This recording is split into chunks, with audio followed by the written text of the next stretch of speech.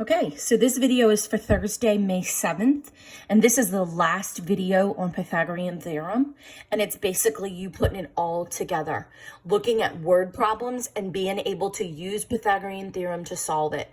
So there's no new learning on this lesson. I'm just going to model a couple of problems for you, and then I want you to practice.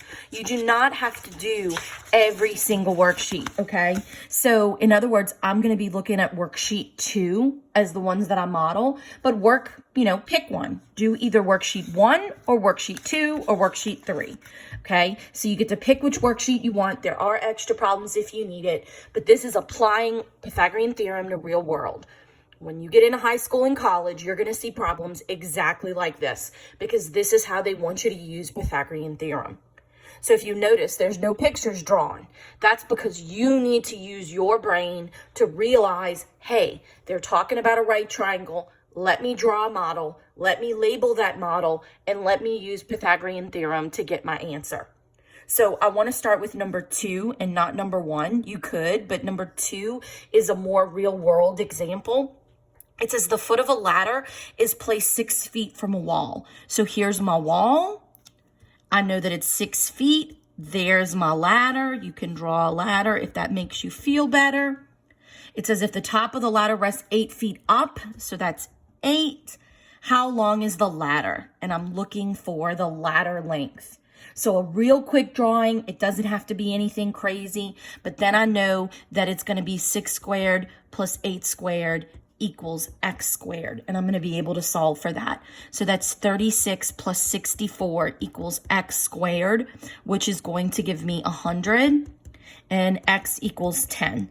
And 6, 8, 10 is a Pythagorean triple, just like 3, 4, and 5. So I would put 10 feet as my final answer.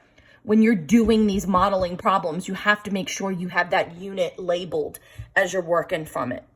So let's go to number 4. It says John leaves school to go home.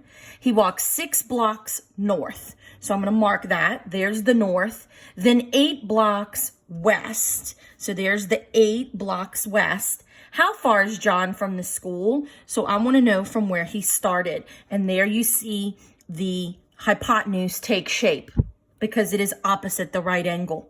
So then I have a 6 squared plus an 8 squared equals c squared.